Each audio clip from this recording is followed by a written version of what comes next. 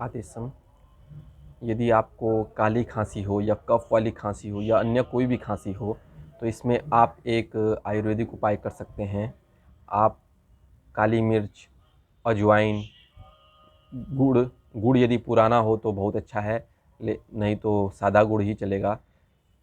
और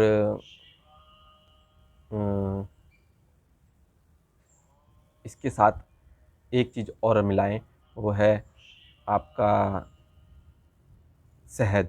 यदि शहद हो सके तो शहद मिलाइए, नहीं तो गुड़ ही सही है।